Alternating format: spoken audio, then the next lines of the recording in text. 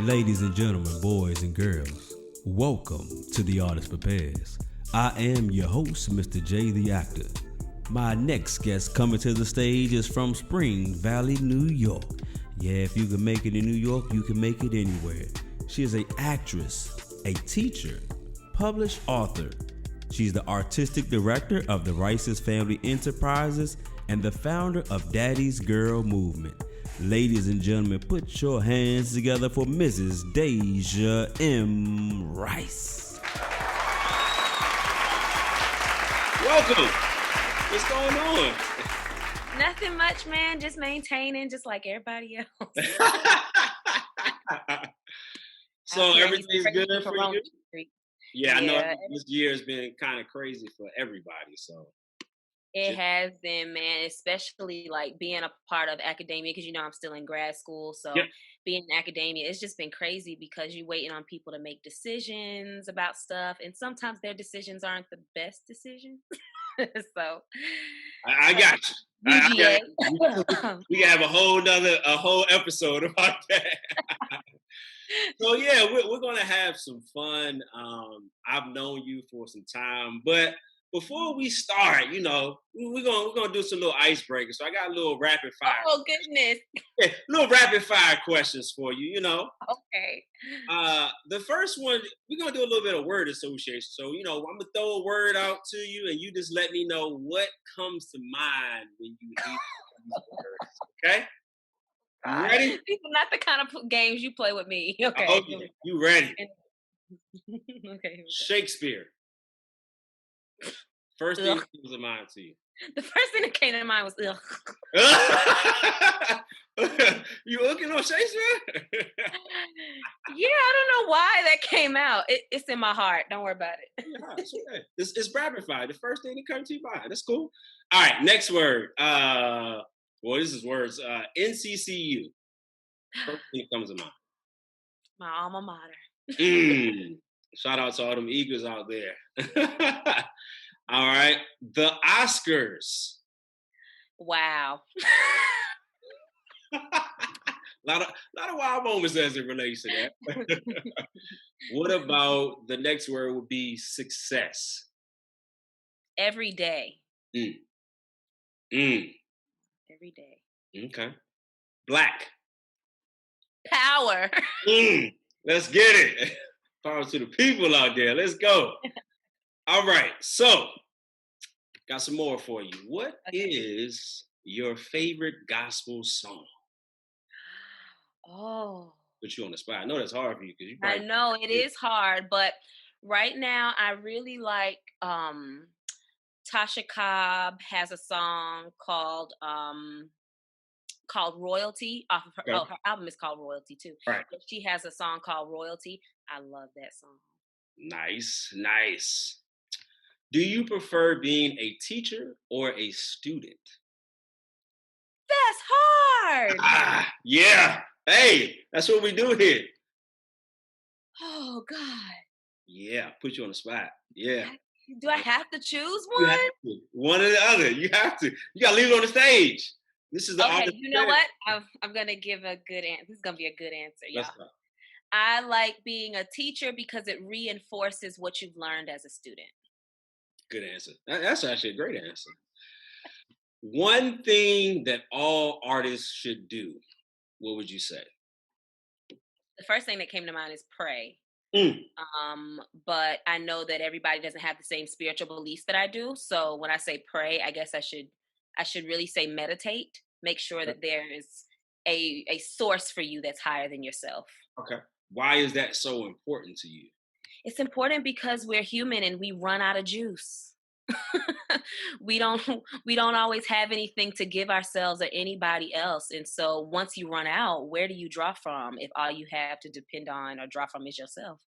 So yeah, that's why I say that. You better say it.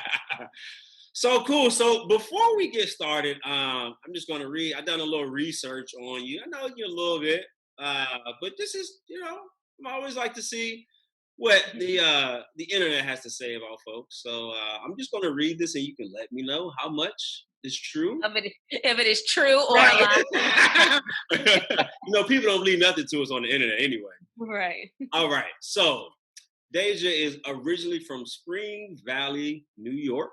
Daja is performing and teaching artist and author. She obtained her Bachelor of Arts degree in theater performance and education from the North Carolina Central University. Daja has spent most of her career performing on stage and enhancing the personal, professional, and artistic development of youth through the performing arts. Now residing in Grayson, Georgia, she is currently pursuing her M.F.A. in acting at University of Georgia. Got it. Being called to be a light in darkness, she lives and works on purpose. That's all caps too. Purpose. Embracing opportunities to create meaningful art with conviction, integrity, and passion. Daja is a co-founder and artistic director of the Rice's Family Enterprises LLC, which is an umbrella company that houses the multifaceted brand of Daja and her husband, Mr. Jonathan Rice. Their mission is to be a light in darkness and help others develop their own light, illuminating the world with sophisticated, soulful, and spiritual content through their marriage, art, and ministry. Daja leverages her platform and influence as an artistic and entrepreneur to encourage and inspire others through her testimony of redemption, freedom, preservation. She is the founder of Daddy's Girl Movement, a published author of the book Daddy's Girl, From Heartbreak to Redemption, and the creator and producer of the documentary film Daddy's Girl Re-Identified. Ladies and gentlemen, this is Mrs. Daja Rice. Got a lot going on. I know. It sounds like a lot, doesn't it? It is a lot. It's a lot. And that's not a small thing. We as artists always try to be humble and live and hey, but sometimes you just start to look and like, wow, I've really done some things and really, paid my dues. So before we start, how do you and I know each other? Tell the people. Okay, so Jay was old. He had already left. He had already left North Carolina Central University. Yep. And I was a young thing, freshman year of college, and I wasn't actually like traditional because I actually went to Central like 4 years after I got out of high school. So I was a little older than other students, but I was still much younger than Jay. And I had the opportunity to be in Moliere's The Misanthrope. And I played the role of Célimène, or Célimène as we were calling her, because we was Black and we couldn't pronounce it.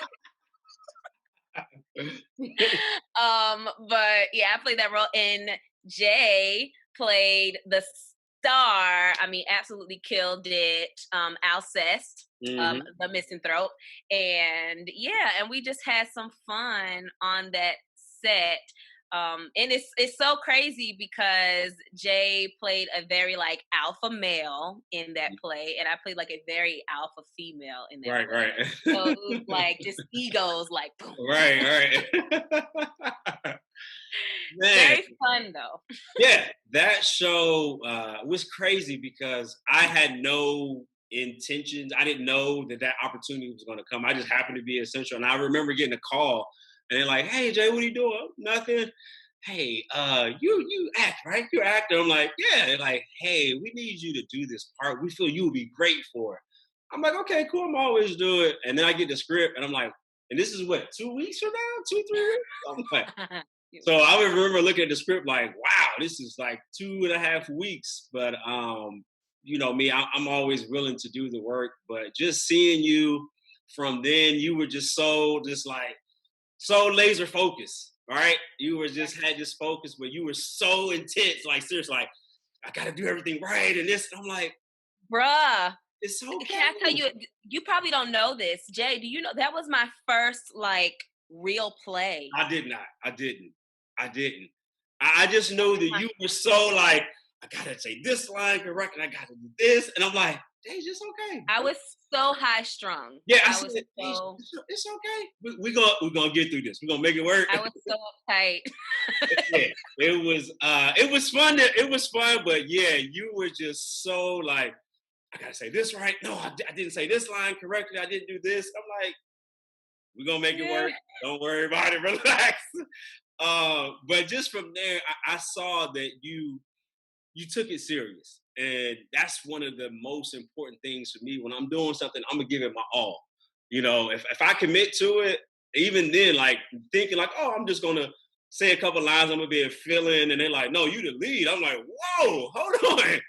Okay, all right, time to go. So, but from that show, it was so fun to see just your growth of just like the first time we read, and you were just you're like, all right, let's work on this part. We need to work on this because no, I need to have this line right. I'm like, we're gonna get it. Let's go. But it was so much like anybody who knows Moliere, like that was 5 acts. Yeah, and I think we cut one, but it was a very short act. I think it was yeah. like maybe the third or fourth act we cut, and it was very short. It's still, So yeah. but it was a lot. And there was a lot of fun. times you on stage by yourself as well, too. Yeah, and it was heightened language, you know. So then there's that, you know, and so I never realized that you only had 2 weeks with that script. No, That I got a call and they were like, yeah, you can do this. I'm like, sure. And then they showed me the script. I'm like, okay. I would have been stressed out. I would have been like, I can't. Yeah. I'm like, when is this going on again? Okay. Right. You killed it though. Like that yeah. was amazing. I had fun. It was an honor for me to go to, you know, I look at Central and particularly the University Theater. Like that theater to me has always been holy grail to me. So being able to come back and perform, it was like, wow, man. And getting to see, you know, everyone being younger and still kind of being like the older G, like, hey man, okay, I'm giving tips and people, hey man, what about this? And then we're going to the back, they're like, oh, you got like a whole wall over here. I'm like, right. Yeah, this was it was a great on the wall. Yeah. It was fun to see people like, yeah, man, so tell me about this, and this. So very, very, very fun experience. But just tell us, as it relates to that, like, how did you get into the art? You know, everyone has a different way of path or journey. Like, tell us your story of how you got into the art. Yeah, so like I told you, that play that we did together was my first real play. When I was growing up, I was born into a musically inclined family, right? Yeah. So my mom sings, my dad whistles. We don't want him to sing, but okay, he can whistle though. He good. Okay. He can whistle. But yeah, I just remember being like a little kid riding in my dad's work truck, listening to the smooth jazz radio station. Like music was just, you know, like embedded in me. And so I wanted to be a singer when I was a little kid. Like I just used to sing all the time. And so when I was 17 and my last year of high school, I took a theater class because I thought it was going to be easy. And mind you, like all throughout my childhood and adolescent, my grandmother, my Nana, she always said, oh, Deja going to be an actor. She going to be on the soaps. She going to be on them soap operas. So I just used to be like, oh, whatever. Okay. But when I was a kid, I really used to talk to myself and like come up with like little stories and stuff in my bedroom and like talk to myself. Yeah. We all did it. Of course. Of course. We all did it. Don't laugh at me. We were training. But yeah, so then finally when I was 17, I took a theater class in high school. Okay. And my theater teacher said, Deja, they're having this series of performances at University of South Carolina. I was living in South Carolina at the time at USC. And so she said, they're having this series of performances and they're doing this performance called Translations in 10, which is a 10-minute play. I knew nothing about 10-minute plays then. But it was called Translations in 10. And it was like we would do like little one-liners. It was really artsy. We would do like little one-liners and then do like really cool stuff with our bodies and stuff. stuff. And she was like, I think you'd be really good for this show. And I was like, okay, I'll do it, you know. Because that's just the core of me. I'm like, oh yeah, I'll do it. Something new, I'll do it. You know, I'm like Mikey out here. So Mikey will eat it. Right. But so I went and I think I did good. Because she was like, oh, you might have a future in this. And she told me, she was like, after high school, you should go to AMDA. What do you think about acting as a career? And I was like, yeah, okay. You know, little inner city teenager. I didn't know what I was going to do anyway. So I was like, yeah, okay, I'll go to acting school. So she told me about it. And I never actually got to go because I was unstable and never really did the things I was supposed to do to try to get in. But fast forward, I went to college, dropped out, went to college, dropped out. I dropped out of college twice. Wow. And then I was living in New York at the time. And I finally decided I'm bumming it. Like at that point I was 21. Was that 21 or 22? I was 21 and I was like, I'm bumming it. I'm out here sleeping on my grandmother's floor, not even the couch. She wouldn't let me sleep on her couch. But I was like sleeping on my grandmother's floor, not doing anything, just bumming it. And so I finally decided, I was like, I need to go back to school. Like it's the only thing I can think of to kind of get me out of this place. Right. Right. And so I was like, I got to go back to school. And so I figured, you know, I'm not going to go to school in New York because number one, if I could be honest with myself now, I just wasn't ready for the New York scene. Right. I wasn't mature enough for that scene, or even independent enough for that scene yet. Right. But I did know my mom had moved back to North Carolina. At that time, she was living in North Carolina, and she moved back from New York to North Carolina. So I said, hey, if I'm going to go to school, I'm just going to kind of, you know, be close to somebody who I know has my back and who will look out for me. So I decided to go to NCCU because I just saw that they had a good theater program. Right. And I was like, okay, I'll apply to NCCU. But around that time, I also applied for AMDA. Okay. And I did my audition and got in, but then it was way too expensive. Yeah. So I decided to go to NCCU instead. Went to NCCU because my mom was in North Carolina, and then got in, and the rest is kind of history. You did a lot. I did a lot. Yeah. A really unstable, like I'm telling you, Jay. So my upbringing was so unstable because we used to move around a lot. And I always tell people that I never knew that I would be an actor until I became one. But I was like, look at that. Like I spent a lot of my life like building these different characters to try to adapt to these different like settings, environments.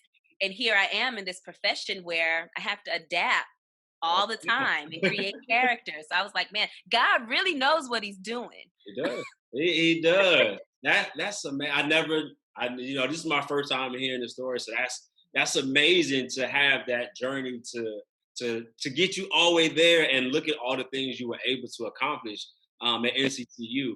And, NCCU have a great program, there, particularly with the theater. And it's like to see your story go from there, that's amazing. So you did the acting thing, you got that buzz, but you're also a singer too, right? Yeah. So why theater though? Because, everyone, I think I look at everyone either wants to be a singer or a rapper, like at some point, even myself, like that's the one thing I cannot do is sing, like under any circumstances. Like anytime it came, NCCU, when I was there, if you were a performance major, you had to audition for musicals. I would never audition for musicals. I can't sing, right? And then they made it mandatory that we had to do it. So I would just sing like Eyes on a Sparrow or something because I know you're not going to boo me or ask me to leave on a gospel song. Right. So they're like, oh my gosh, they just be writing like, they want to say thank you, but they like, he's singing a gospel song. So, but I think that a lot of people have, visions or ideas of like singing or rapping. So why theater or acting? Why acting over that? And like I said, I started that way. I Yeah, started wanting to be a singer. That's what I did when I was a kid. That's what I did growing up.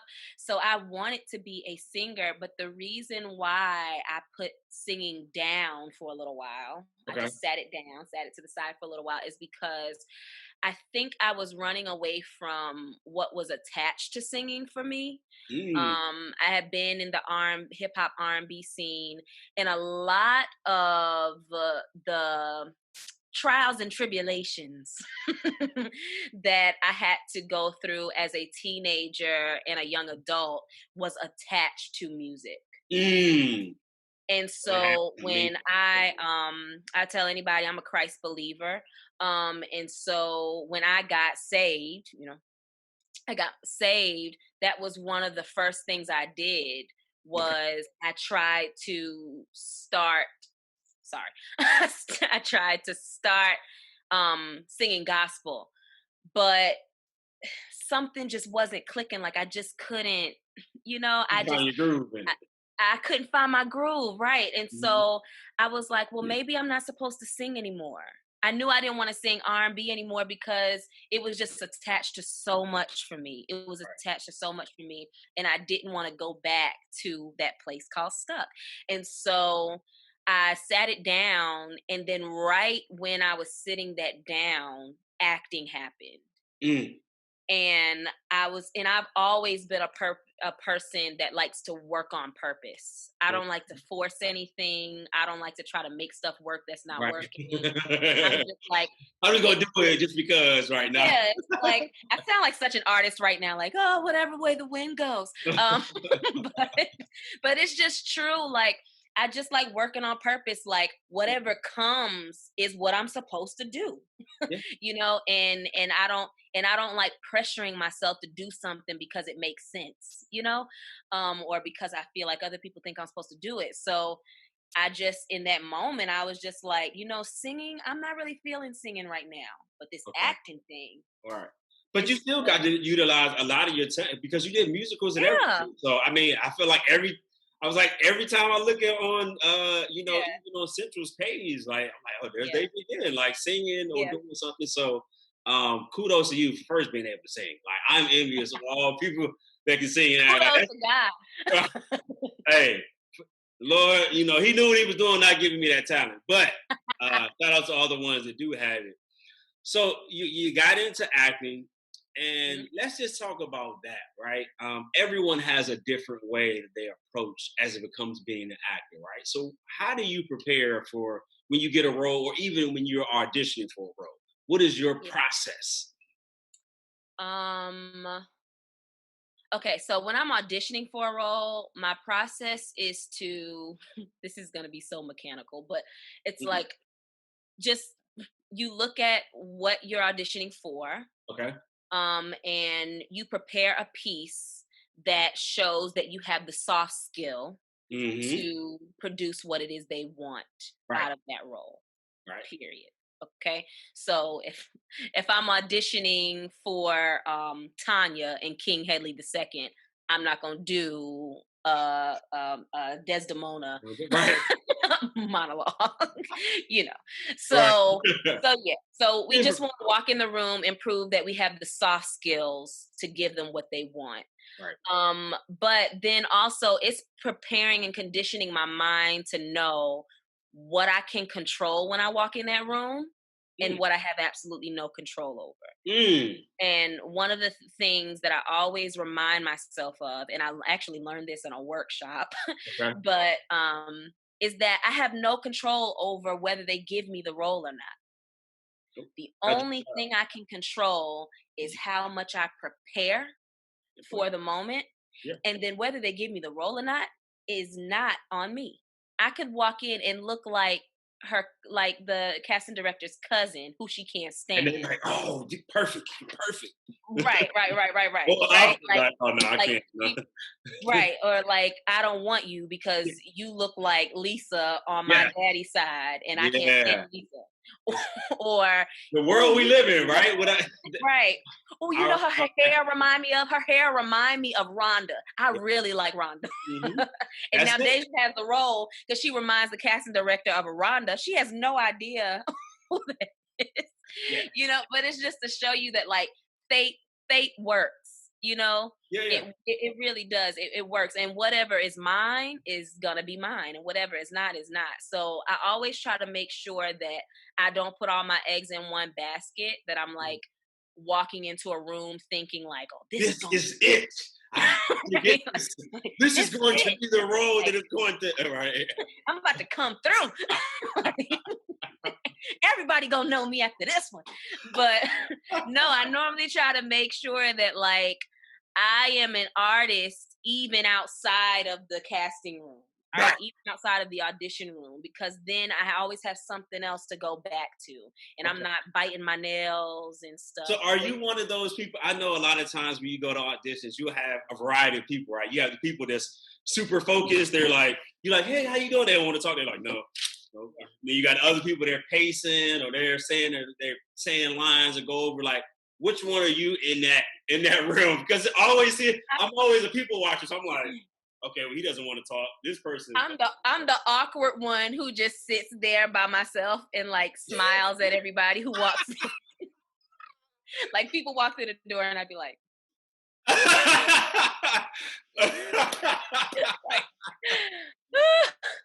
and then if you sit right next to me, I'm like going through in my head like, should I say hi? Should I? Like I'm that person. I'm super awkward. So yeah, I'm that one. I'm somewhere in between where I'm like, that's like, that could be a reality show, just like people auditioning. It's like you see all varieties of people. You have people that's just in there. Then you got people that don't want to talk to you. Then you have people looking at you like, oh, you're reading the same part I'm reading for. They're looking at you like. Then you got people that's just, they want to know your whole life. You're like, man, I'm here to audition. Like, oh, wait a minute. Like, leave me alone. Let's have this after audition. I don't know if you feel this much because you say you're not a musical theater person, but like if you audition for musical theater, that is like, it's a jungle. It's a jungle.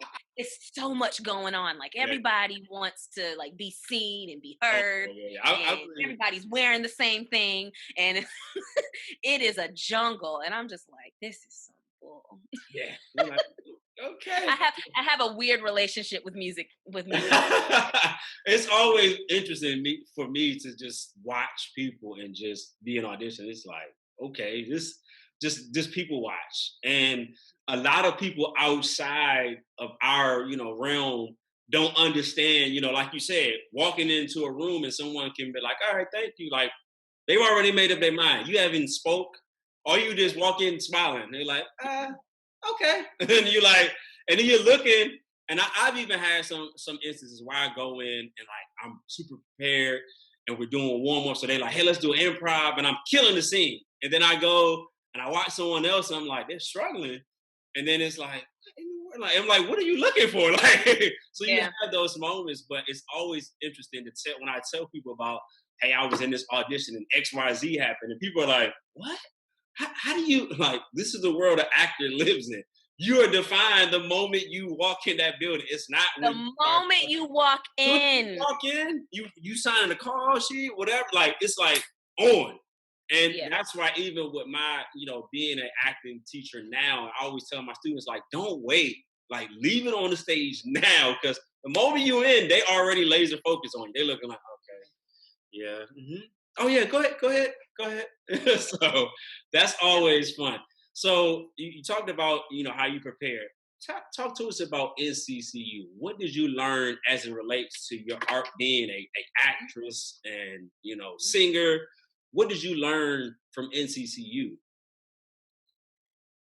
NCCU, I always credit NCCU for making me a well-rounded artist. They taught us how to do everything. Wait. I'm not blowing smoke.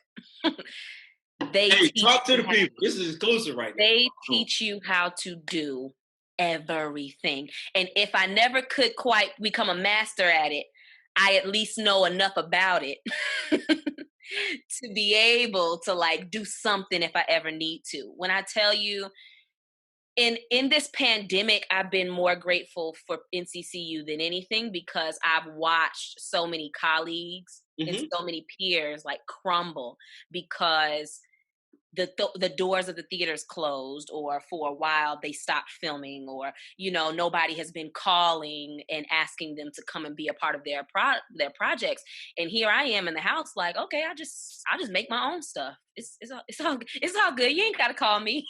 I know how to make my own stuff. But that's the kind of grit and that's the kind of perseverance that they instilled in us at NCCU, is always be able to make your own.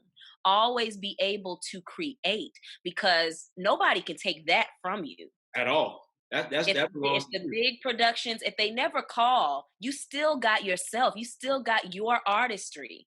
Yes. That well will never run dry. Ever. That was given to you by God. Like, nobody can take that from you. So you got to hone in on that, and then you'll be okay. Because if nobody ever calls me again, now I'm not saying I want that to happen. I'm not saying that I want nobody to call me. I would love for y'all to call me. Right. we not manifesting stupid. Of course, but it's always been my belief. I always speak very highly of NCCU.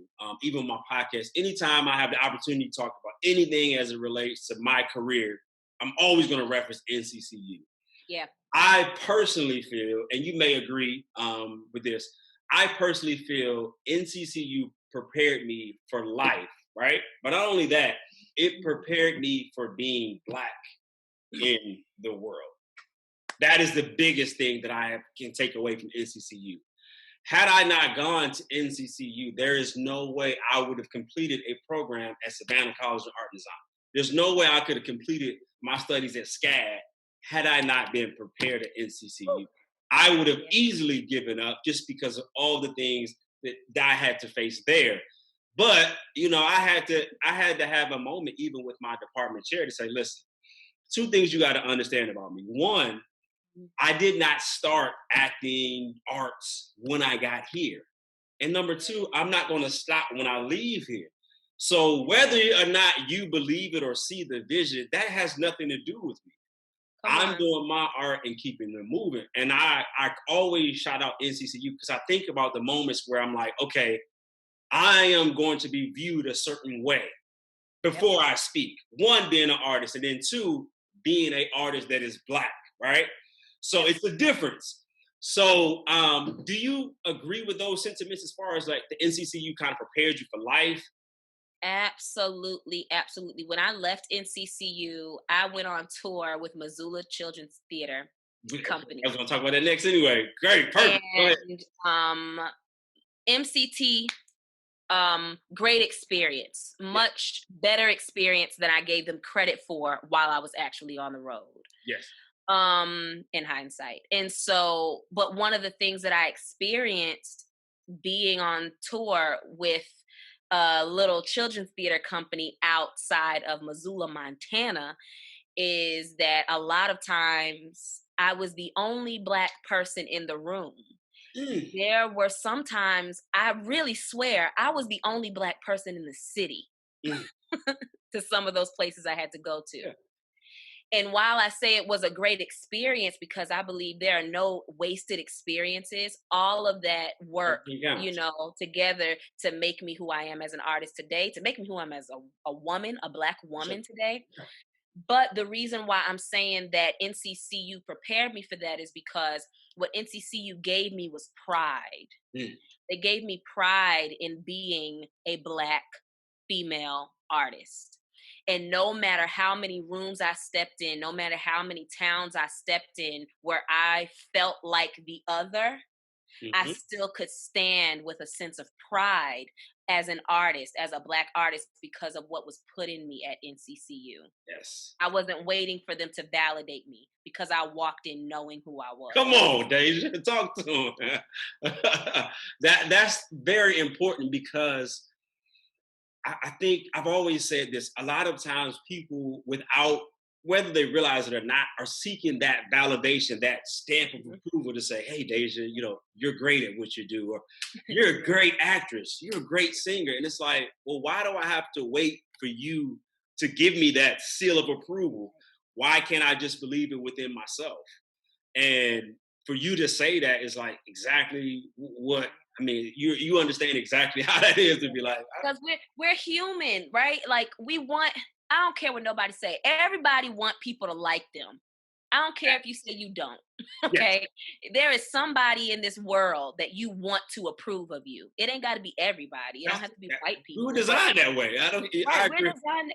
We want to be approved of, but NCCU made sure that when I walked into a room full of white people, I wasn't looking for them to give me a pat on the back to feel like I was somebody or feel like they had to give me permission to create. Yes. Absolutely not. No, now NCCU has made it so that I could walk into a predominantly white institute like UGA and tell them, I understand what you might be used to, but no, this how it's gonna go.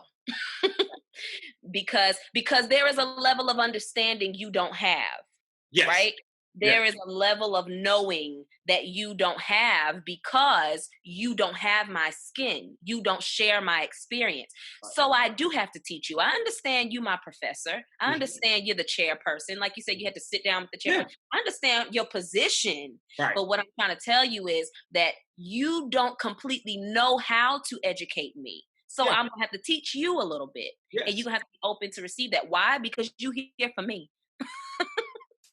You getting paid to make sure that I get an education. Very much so. So let's sit down and work together to find the best way for that to happen. Yeah. Right? But you can only do that when you are sure about who you are. You have to be. You have to be. Because again, if you don't, you can easily get lost into that wash of everything else. Lost in the sauce. And being able to step out and say, nah, let me just, we need to explain some things. And a lot of times in your case, it's like you have to be willing to say, you may have not been experienced to have it, because if you have a predominantly white program, right, and you don't normally see a lot of it, like you're trying to gauge everything to one, like put it in a box.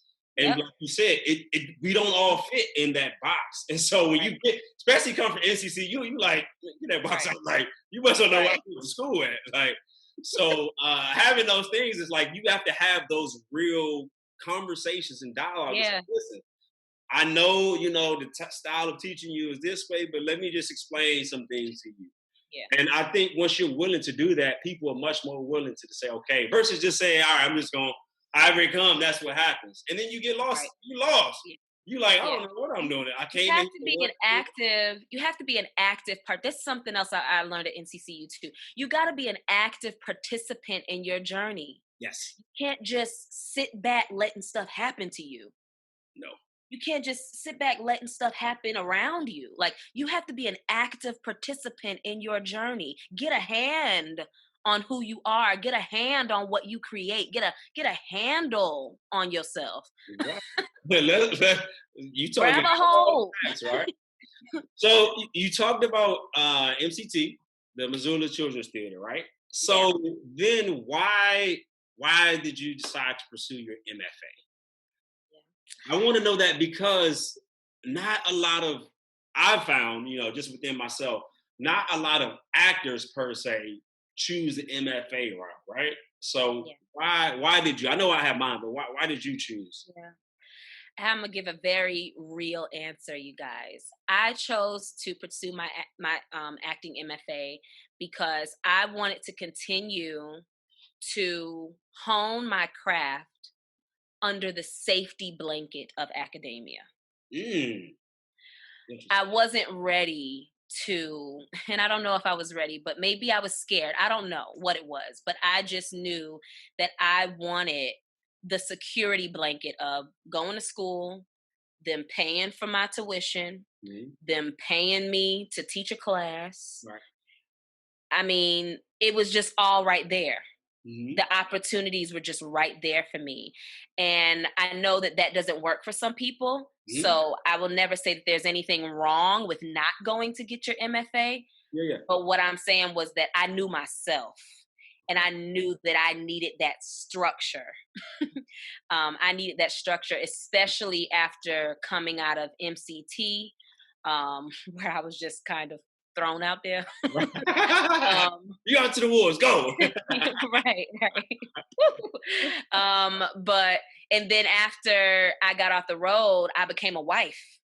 And I spent a year of just, freelancing, doing community theater, that kind of thing. I just wanted some structure. I was ready to take my career to the next level, and I chose the I chose the I chose academia as that vehicle. Yeah. It was my choice. So yeah. No, I think it's a real place. Myself, I had no intentions to go to school again at all, like at all. I wasn't a person that was. I'm not gonna say I was not a person that didn't want to go to school, but I knew, my mother had put a structure. Like you go to high school, you go to college. That was a given. And for me, it was a lot on me because I was the first person to go graduate from high school. Other than my mom, first male in my family to graduate. Once centennial scholar. Right. Then first male to go to college. So like there was so much on me anyway. So for me, it was like I have too many people in my corner to let anyone down. So but I once I get my 4 years at Central, hey, I'm done. Made it. Mm-hmm. And I had the biggest idea. I was going to New York Film Academy in LA. And I mean, I had everything set. I was ready to go. And I had told everybody in the world, I'm going to New York Film Academy. Even when we at graduation, they're announcing what everyone is doing and graduate. Oh, he's going to be going here. I'm like, yeah, I'm going to New York Film Academy, baby. I'm ready. Yeah. And it got closer to the time, and I just couldn't afford it. It was just between finding somewhere to live and paying for school. It was just no way possible. And so I had to go back home. So I stayed at NCCU with my mother, and I was devastated, crushed. At that moment, my whole life was over, right? Because I go from NCCU, and when I got into NCCU, little people don't know, like people see my wall and a lot of things I do, but when I got to NCCU, the very first play I auditioned for, I did not get in. And that humbled me because I went from being in high school, because I moved to North Carolina for my last 2 years of high school, and there were no Black people doing theater. It was just one other person and myself. So I had a lane unoccupied. So imagine, you got a little clout going on. You feel like, chest poke got a little bit. Yeah. And when I got to NCCU, they were like, there's 15 of you. Like, we got 20 of you here. So I said, okay, I understand. But one thing I said, you will know from this day, the day I did not get that show, I said, you will remember my name before I leave. And I made a vow that everything that had to do with theater, I hung lights, every musical, I did sound, I painted the set. I was stagehand, I passed out the flyers, I was a usher. Like if you look at any flyer from 2003 to 2007, you will see Jay Weiss in there. And from doing so much work, I remember, shout out to Miss Brock, Karen Dagans Brock out there. I had 3 classes back to back with her. And she said, hey, I'd auditioned for a play. And then she said, hey, you mind reading this play after class? I want you to read. You just want to hear how it sounds. I'm like, okay, yeah. So I read the part and I didn't think anything about it. And the cast list comes out. And I'm like, oh my gosh. And I got in that show. And from that day on, if you were in acting one, directing one, you knew that Jay Weiss was going to be in your show. I volunteered for everything. When I got to directing, I even tried to convince Ms. Brock, can I get someone else to direct it and I just be in? I did not want to do anything besides acting. You can ask anyone in Central. They're like, that's why I got the name Jay the Actor, because I did everything. You can say, hey, Jay, I need you to do X, Y, Z. When? What day? Who do I need to be? So that was just I was so focused on just doing that. I was just like, God, I got to do it. I got to do this, this, and this. But, once all that happened and not being able to go, like, where do you go from there? I had to go back to a regular job and then I'm like, it's over. But one thing that I remembered is right before I graduated, I went to, is it NCTC where you audition for grad school? Yeah. Okay, so I went to NCTC, went to Atlanta for the first time, never been to Atlanta, went there for the weekend, audition, which was, I thought it was going to be a complete failure because there were 65 people auditioning, and I was number 65. So I was like, when I get to me, everyone is going to be ready to go to lunch. They've seen all the people, like, they're not even going to care. Wow. I go there, and we had to do 2 pieces. You had to do a classical and contemporary. And it was like a minute or like 30 seconds or something crazy. Yeah. So I do my piece, and I'm just like, all right, whatever. And like, to my surprise, like 6 or 7 schools call me back. Come I'm on. like, okay, whatever. I talk to them. But I'm not thinking like, I'm not going to grad school. I'm just doing it. Ms. Brock said I should do it. Cool. So I remembered, it was like, God was like, check your drawer. So I checked my drawer, and I had the flyer from all the schools that called me back. So I just started going through the list. Hey, have you guys started your acting program? And everyone, no, we've already started. And with M.F.As, most times they only allow a certain amount, and you have to wait another year or 2. Some programs are like that. Yeah. And so all the schools I were calling back, they were like, yeah, we've already accepted our people. You got to wait a year or 2. So I was like, this is over. And I called SCAD. And SCAD, the guy, it was the same guy. He said, oh, yeah, Jay Weeks, I remember you. He said, you're the guy with one name, right? Jay Weeks. It's like one. I was like, you remember the story? So he said, yeah, do me a favor, send me a self-tape, do an audition, like do a little self-tape, send it to me, and I'll get started on everything. I did it, and that's how I got into SCAD. Had no intention to go at all, but I felt like, okay, God, this is another opportunity for me. Yeah. So, but when I got there, I realized a lot of people didn't want to act. Everyone wanted to teach or make films, and I was the only person. So that's why I asked you about, why did you do M.F.A? Because I'm always curious, because most people I know that have M.F.A, they don't want to act. They're like, I want to have this company, or I want to do this or this. So it's always interesting to hear stories about, people with M.F.A. So you've done quite a lot of things, and your career is nowhere near done. You're not you're still going, right? Yeah, so, I'm still trying to break the ice. Yeah, you just started. You just you even get that peak. You still going, right. And you've done a lot. Have you had any moment where you felt that you were successful, or like, oh wow, I'm really doing something great? Or because I know a lot of times artists, we're so critical on ourselves because we're such perfectionists, right? So we're so busy doing the work sometimes that we forget to kind of enjoy the moment. So did you ever have a moment where you were like, okay, I'm successful, I'm doing something that I feel like I'm really successful in what I'm doing? This past summer, in June, I released my documentary film, Daddy's Girls Re-Identified. And so it's on Amazon, people. It's on Amazon. It's available on Amazon. I'm not going to tell you about it. Watch it for yourself. But I watched it. Go ahead. You watched it. I hope I did. I just watched it. I watched it 2 nights ago when I told you. Oh wow! Yeah. So when you were talking about, I looked for it. I'm like, oh, let me see. I got Amazon Prime.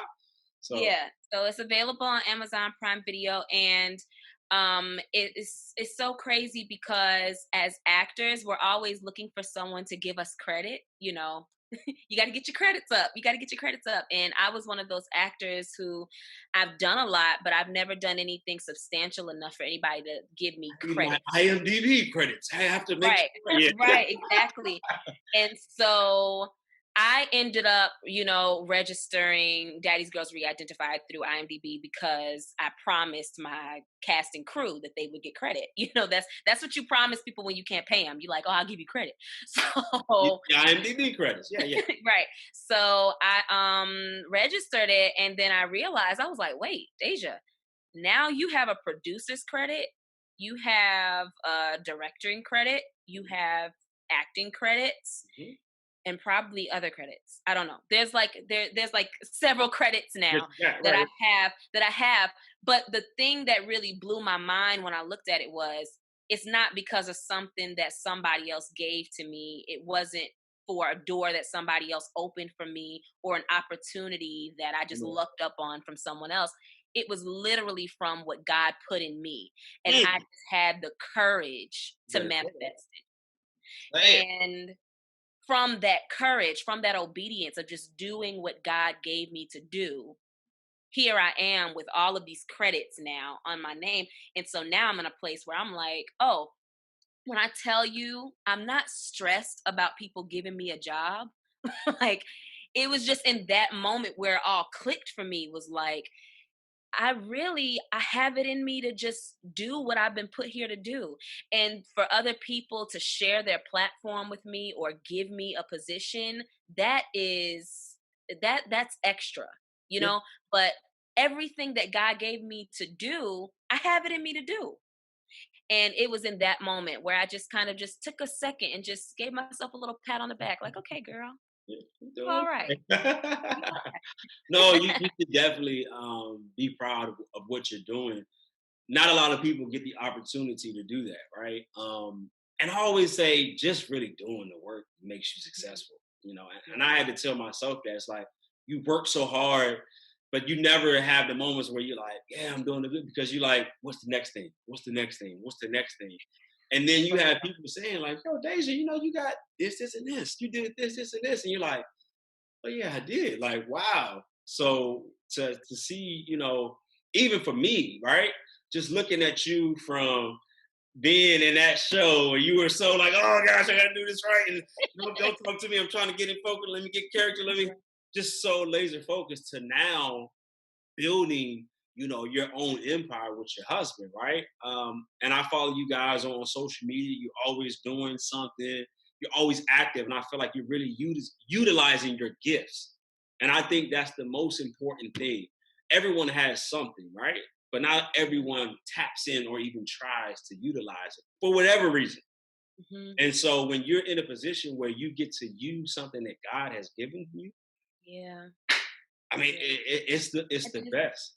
Jay, like let me tell you, I had a little season. It was a very short season where I started to feel like I was too much for myself Mhm. because like most people, I am multi-talented, right? I'm multifaceted. And Yes. so I started to feel like I was doing too much. I started to feel like I was too much for myself. Yeah. And I remember God showing me, he was like, look at in Genesis how I created the heavens and the earth and put the birds in the sky and put fish in water and put animals walking around. And then I created people. But when I created people in my image and after my likeness. Yes. He's like, I'm the ultimate creator and I'm multifaceted. That's right. So, of course, you have a lot in you. Right. So, no, you're not too much. Yeah. You are exactly how I wanted you to turn out with Mhm. all of the different things you have going on and never feel like anything that you have is too much for you to handle Yes. Yeah. because God gave it to you for a reason. Yeah. He literally made you to be like him. And he's a creative. You God never get stay better than working on something. that. We are the prime example. Like we ain't nothing but clay. God stay working on us. He always working on something. Yes. So it's like how dare I sit there, get in this self-pity mode of like, oh, I'm too much. It's like, no, he's like, girl, shut up. No, you're not too much. Don't do what you What gotta you have do. to offer the world is not too much for Yeah. you. You can work every single gift that I've given to you because I've given it to you on purpose. That's the key. That's the key. Period. Wonderful, wonderful. I don't even know what you say after that. But we all know that no success comes without naysayers, doubters, non-believers, haters, whatever you want to call them. Have you faced in your career any adversity as it relates to even people? Because being an artist, particularly an actress, is very, very hard. Not just from the work you do, but just for all the people that just have their idea of who you should be. Deja, you should be this, this, and this. You should go do this, this, and this. So tell us about that. I don't have a hater story because I don't really pay attention to them. Um, but one thing that I do often talk about is the lack of appreciation for Black art. Mm, And I don't take that personally, okay. but I do take it seriously. And I'm always, always, always trying to make sure that when I create as a Black woman. When I speak as a Black woman. Yes. When I offer my insight in the classroom, or I come up with curriculums, or I come up with teaching material, I do it as a Black educator. Why? Because especially in our field, yes, they are they're kind of like, I'm gonna use this and y'all don't laugh at me, but I feel like people are turned on by Black people. Of course. They're really turned on by us, like we're some exotic like figment of the imagination. Yeah, like they fantasize about us. Yes. But then when we really show up in our rawest form, they don't know what to do with us. Yes. So you got a lot of people out there talking about inclusivity, and you got a lot of people out there talking about diversity on the stage and in film. But then when we get in the room, you don't know what to do with us. Right. And so that's why when I show up, I make sure I show up as a Black woman. And I don't try to dilute that at all. Which you shouldn't. So that has caused a lot of friction for me, because I'm very radical in that way. I think that I just don't let nothing slide. But that's cute, because you give them an inch to take a mile. The more you don't let, it's like they're gonna add. It's like double down on it. So yeah, I agree. I don't let nothing slide. So that has been my greatest adversity, but it's also been like a part of my greatest accomplishments, is getting people to just see things a different way, or getting people to just even begin to consider things a different way. And when I say people, I'm really talking about people who are not people of color. Yes. So, yeah. White people. Right. So yeah, just making sure that when I show up as a Black woman. But when I say that, it sounds so easy, but it's not always easy. Yeah. It's just like being your authentic self. It's not that easy. It's not easy, especially when you show up as a Black woman who's a Christian. Oh, you better not. No, you said you're not gonna say what? You said you're not gonna do what? You should do whatever. You should do whatever you can. You should say whatever. You should play whatever role. No, we don't do that. You should be appreciative of the opportunity.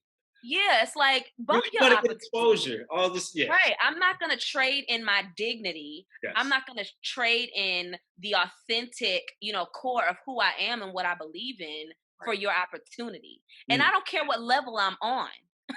It's a lot of people, I can't stand that. Is this a lot of people who will say things like, and this is all stuff that I've gone through personally. Of course. But there is a lot of people that will say things like, oh, well, you're not on that level yet to say no to anything. Yeah. The devil is a lie. You better say no. Yeah. You better practice saying no on this level, because if you don't say no on this level, when you get to that next level, you mean I gotta level up to have an opinion? Right. What? Exactly. I gotta level up to have some dignity. No. Who raised you? Who raised y'all? Wow. That's crazy. No. We're not waiting until we get an Oscar to start to turn stuff down. No. Right. Listen, I saw an interview with Denzel Washington, and then I'm going to shut up. I saw an interview with Denzel Washington years and years and years ago. I forget who he was talking to, but he said that when he was first starting out as an actor, he got offered a role. You seen that? Yeah, go ahead. Tell us why. He got offered a role. And do you remember what the role was? I don't think he said the name of it. No, yeah. He was just talking about how he was going to have to play some type of like Sambo character, yes, sir, or whatever. Because he was saying it was he named it himself, like the nigga that couldn't kill or whatever. And he absolutely, yes. Yep. That's the interview I'm talking about.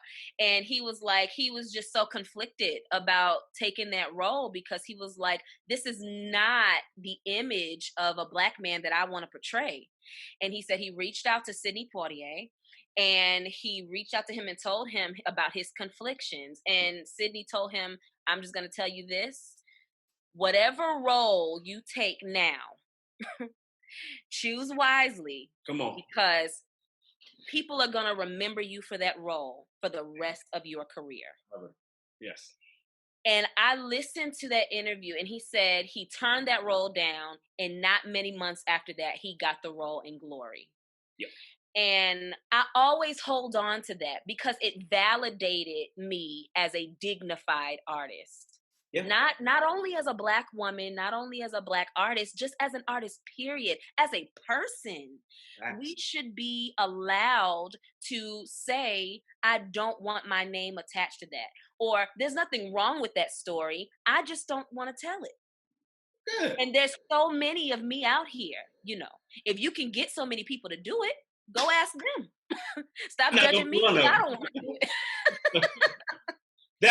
I'm so glad you told that story, because I watched that interview countless times, right? And I always think about that as well. And even when you talk about, you know, I'm not willing to compromise. I don't want to be attached to something like this. That is exactly how J Reach Entertainment was founded. Literally. Me being an actor here in Atlanta, I was doing a show for this company, and they were doing, it was Colored Museum. I love that play, right? That's what I do. I know every part. I know the script front and back. Any character you want me to play, I got you. Love it. And we were doing the show, and the director couldn't decide for like a month who was where. So every day you would come to rehearsal, you'd be a different character. I'm like, I'm all for trying things, but how can I really get into everything if one way I'm this way? And it would just kept switching, right? And then it was a matter of he was teaching acting classes, right? And these, you know, when you're in college, you're really pretty much poor. You ain't got no money. And he was charging students, $200-$300 every week for these classes. And every class, every monologue, he would make them perform in front of us in rehearsal. Which I'm like, why would we perform in monologues that have nothing to do with the show in class? But he wanted to show just how great he was as a teacher. And so they would perform these monologues, and everything was so heavily, you know, melodramatic. So they were hamming everything up. And then I'm like, what are you doing? And I'm just watching these people, and I'm just like, one, I feel bad because I've just graduated from SCAD, right? So I'm fresh off of grad school, ready to go. But I remember, when I was at NCCU, I didn't have money to say, hey. But, you know, with the allure of people wanting to be great or successful, and people having a certain skill set or they've done some things, now it's like, oh, they're going to validate them. And just watching these people in class, I'm like, this dude is legit taking their money. And then there will be days when we're in rehearsal and the director's coming late. I'm like, I'm the actor. You should not be here after me. And when I do anything, I'm early and I'm ready to go. When I go, I don't care what happened. I could have gotten a car wreck on the way there. But once I step foot in that building, it's time to work. Everything else stops. And so I would just get the rehearsal and it's late. Then the stage manager's not there. Then they're not ready. Then people don't know their lines. I'm like, I can't do this. And it bothered me so much because I want to work. That's it. When I step in an arena, when I step on the stage, when I step behind the camera, like, I want to work. That's it. I don't care about what happened before. I don't care about your mom and them. And man, I was on Facebook. Don't at the door. Care. Like, leave it at the door, which is the same thing I teach my students. Leave whatever you have at the door. When you leave, just pick it up. But just seeing that, pick it up or leave it there. Just pick it up on your way. But once you step in my room, same thing. When I step in a building, everything else stops.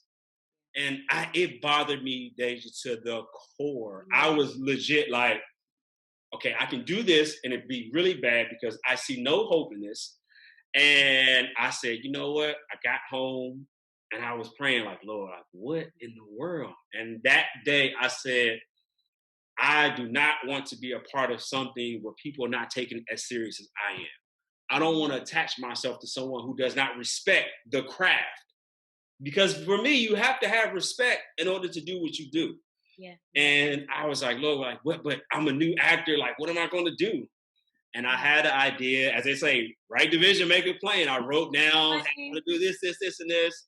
Spent a few weeks creating a website, reached out to some of the people I knew. Hey, I have this great idea.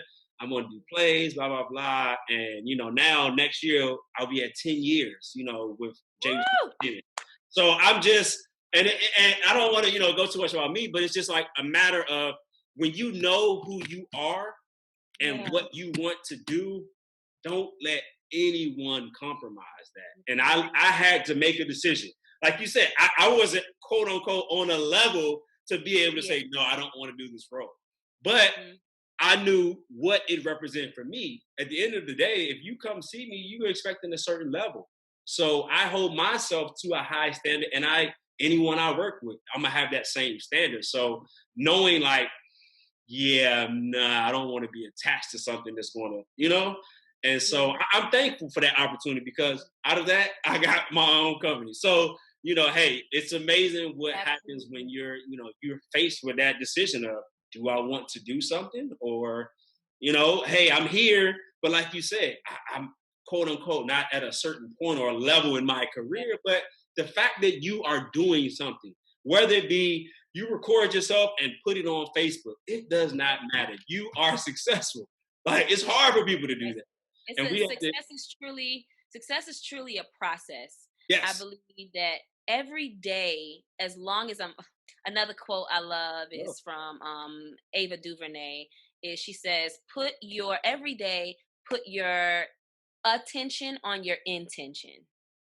Nice. And I believe that if I do that, if I just set aside time in my day to make sure that I am doing something intentionally to, better myself as an artist, as a woman, as a wife, as a daughter of God, those are my intentions. So if I'm doing just one little thing every day to get better in those areas, I'm successful.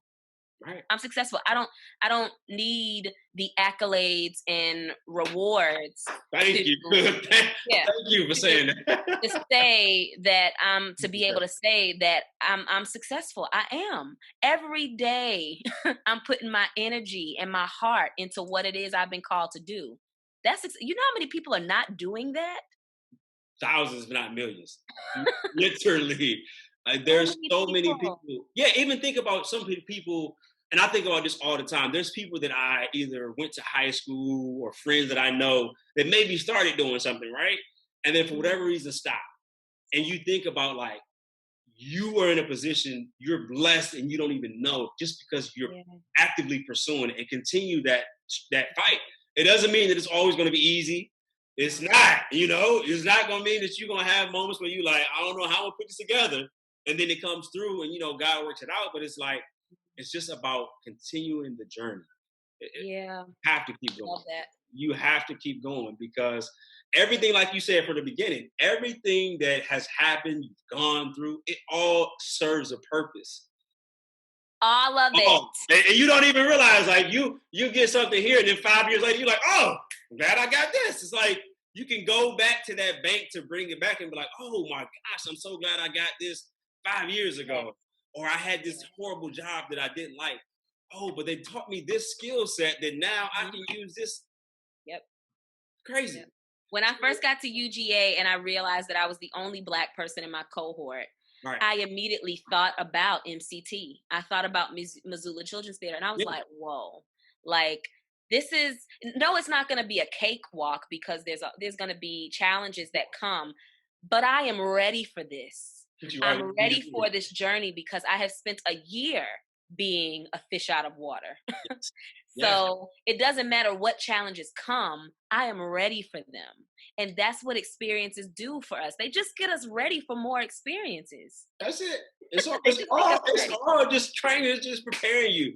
You're going to need that. It's like that tool belt. Every time you get something, you're like, all right, I don't know what I'm going to need this tool, but it's much better to have all those, things that, okay, got this. Oh, I need to have, okay.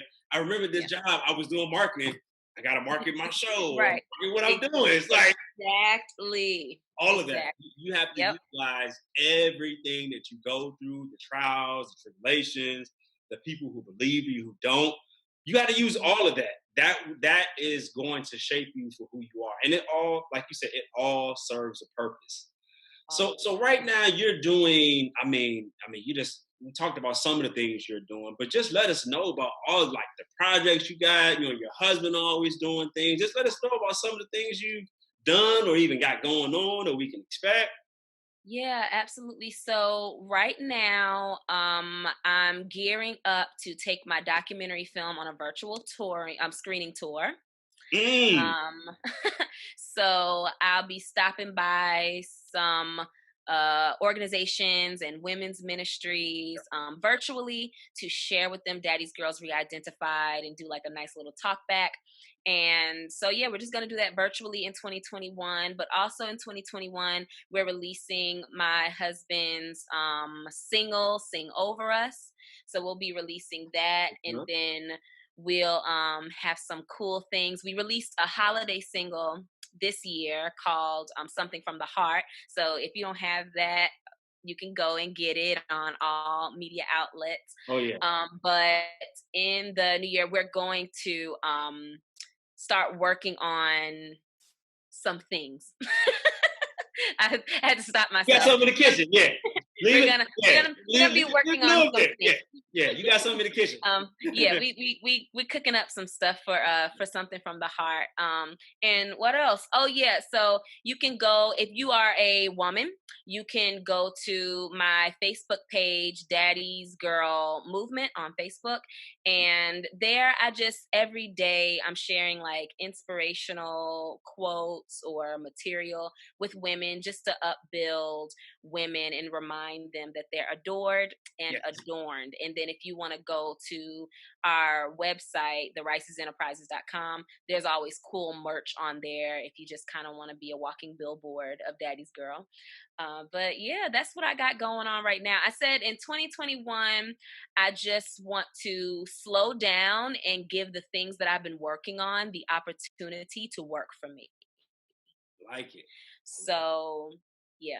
So yeah, I'm focusing on one thing at a time. One thing at a time. So right now, Daddy's Girls Re-Identified screening tour.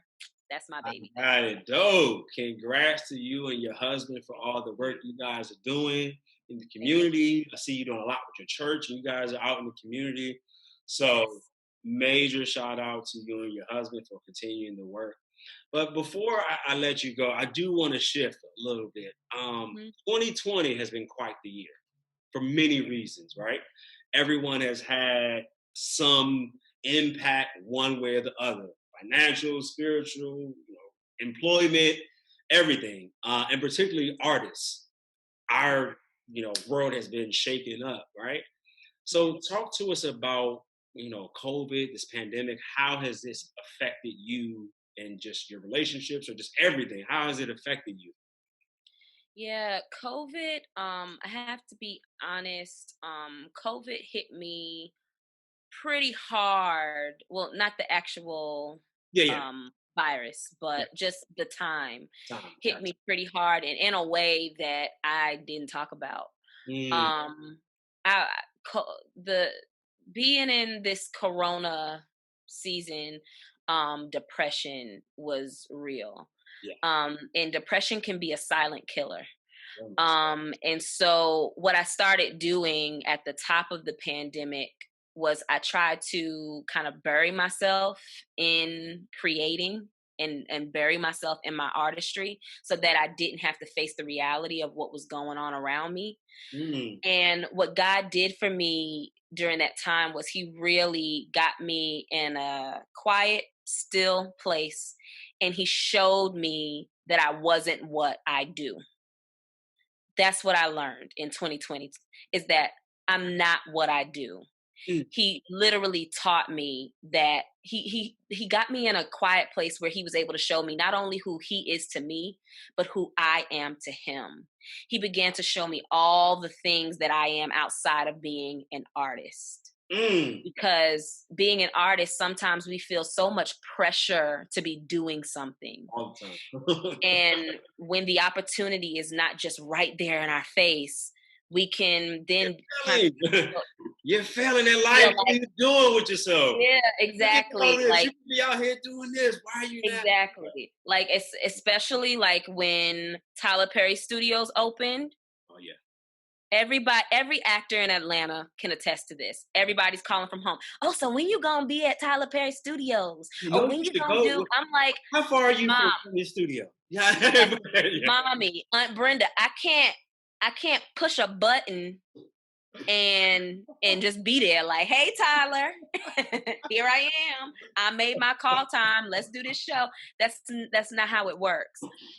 So there's always constantly this pressure because of the world, because of of society's perception of what an artist is. Yes. An artist does. To people, that's who an artist is. An artist does. And so when you're not doing, you're nobody. You're nothing. Right. And that kind of concept or kind of mentality has gotten to our psyche. Yes. And so when we are not, actively working on anything, we feel like we're not valuable, like we're nothing. And God had to remind me that, like, Deja, before you made a documentary film, you were Deja.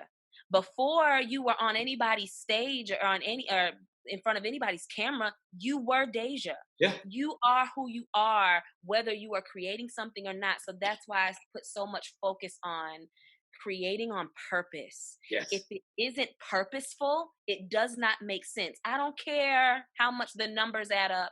I don't care how much the dates add up. I don't care what you think. If the purpose is not there, it does not make sense. That's why I love the title of this show, An Actor Prepares, because it takes you off the pedestal, yes. It takes you off the stage and brings people behind the scenes. Yes. Before I ever bring this performance to you, this is who I am. Yeah. and that's the reality of it, though. We need to see, even when I had the idea of this show, thinking about, like, what is it that we don't speak about? Everyone, as it relates to an artist, like, you should be doing this, right? They want to see the end product. No one cares how the sausage is made. They just want the sausage. I don't care about the process and what went into it, and just give us that. And so being able to be able to reach out to people that I know that are artists, that are doing the work, that have been there fighting and using their voices and doing things is so important to me. And that's why I said, the artist prepares. Like, how do you prepare for all these things? Like you said, how do you prepare for those family members that call you every week? And, you should be, you're going to be just like Tyler Perry. Or you're going to be the next one. Well, right. Like, I get it. And, before I used to be like, oh my gosh, but I've just learned to understand, like, you got to let people be people. But like you said, once you're true in who you are, it's like, oh, thank you, appreciate it. You learn to move forward. Absolutely. But like you said, dealing in a world where everyone is trying to define what a artist is, but they're not artists. So that's the funniest thing is that the people that try to define us the most are not artists at all. They're not artists. And like I said, they have this, flawed perception that actors do. Yes, we do, but we also don't sometimes. Yes. And it doesn't make me any less of an artist because I'm not right now. Yeah, because I am who I am. I am who I am. My artistry flows from me, not the other way around. Yes. Now, and the biggest thing I've learned in 2020, it's been a crazy year for myself. The biggest thing I can take away is this year allowed me to see what is really important to me. Whether it be family, friends, jobs, sporting, like, do I really need to watch this? Do I really care about this? It's like, it really allowed me to sit back and see what's important, who's what, who's not, who cares, who's calling you when you're not, whatever. It allowed me to see really what it was and really focus on what's important. And the biggest thing I saw was just like, a lot of things that I thought I cared about, I really don't. It's like, I don't really doesn't even make a difference. Like, I feel a lot more confident in saying that now, right? Like, I don't care. I legit they're like, hey, you gonna do such and such? Nah, no. I'm really not. Like, and I'm okay with it. It's like, you don't even have you're like, no, I'm not. So to be in a position to have that freedom to say, I'm okay. I'm good. And just really allowed me to see. But also another takeaway I got, this, as hard as it hit the artist community, right? I think it was important because, to me, and this is my perception, it flipped reality. Everyone is now in a position where they have to pivot and how am I going to do this? How am I going to do this? We've lived this our entire lives as artists. Like, this is what we do. We've been saying this for ages, for centuries. Hey, you got to pivot. You got to do this. Hey, I got to work during the day. I got to do this show at night. I need to pay for this show. Let me go do my job. I'm going to get some crowdfunding. I'm going to do whatever. Like, we have been pivoting our entire careers. We have learned to deal with people not giving us opportunities, not believing in what we want to do. Right. Doing a show and having 2 people show up and you didn't spend your whole check, your last everything. Listen. And no one comes. But you still have to continue the next show and continue to do it. We have lived through that. We have endured that. So to me, it's more of saying, this is what we've been saying for ages. And now you can see this perspective. It now makes you think, oh, wow, I didn't realize actors had to do so much. I didn't know that this much went into it. And that's why I really wanted to focus on preparing. How do you prepare for this? And like you said, we've been doing this. We don't need we've been trained to go in a moment and think everything outside. You know, you walk in the room and you think 5 different thoughts before you even said anything. Okay, this person over here, this, and this. Okay, if this person says this, I'm going to do. Like, we do that. You can go into a restaurant and you don't even realize, like, why am I paying attention? My wife will look at me like, how did you notice that? I'm like, I don't even know. It's like, you listen to conversations. You notice everything. Everything. Like, you're over there. Like, oh, people don't understand that, like, our career is based on considering everything. Everything. Like, everything. Yeah, I walk study people for a living. Everything. Like, oh, I heard this conversation. That kid done this. Oh, he been dropped the crayons over there. They're mad about their food. Oh, they wait. It's like it's like we are trained for that. And so on one hand, I know we face so much, as a society, just with everything. A lot of these social injustices, just so many different things have been exposed now. So I look at now as just really exposing a lot of things that for years we've just swept under the rug. Oh, don't worry about it. And it's like now, it's like everything is out there, and not even that. If you think about companies, right? When everything was going on with the riots and all these killings, it was a lot of companies and things that were exposed. You were saying, hey, well, you say you love us, but where's it? What's going on? You say this, but now when it's your time to show up, where are you? And I think it was great for us to see, like, this is really what it is. It was like the blinders are off now. This is exactly what it is. And what I really loved about that, Jay, was that you had a whole host of people willing to hold people accountable. Yes. But I often wonder, why does another Black man or Black woman have to be shot down unjustly for us to hold people accountable? Yes. Every day we could be doing these things, making these calls, protesting from our own, individual platforms. If you're a teacher in the classroom, you should protest through your teaching. If you are an actor, you should be protesting in the audition rooms, in the rehearsal rooms. There's so many different ways to protest. So that's the only thing for me is like, all of these theaters now are being called out. Who shall remain nameless? But they're saying, "Oh, you guys are racist, or you're this." But y'all knew they was racist last year, right? Yeah. But when it's like once everything start coming up, it's like I gotta save myself. People diving. Oh, no, I'm off this ship. I ain't got nothing to do with me. The people are like, "Hey, I don't want to be associated with that. I was just there." But it really, like I said, for me, just showed. It really was like peeling back something and really exposing. And to me, it was like before it was like, whatever. I think now it's like, you can't hide because even now, if you take, before on social media, you could post something and it would be a little off color and, and maybe not see it. But now it's like the Black Twitter or whatever, they're going to find you. Boom. This is their business. This is what they're doing. They work at this company. They support blah, blah, blah. And it's just like now it's really showing you that this is what really is important. This is what we're saying. This is what's in the forefront.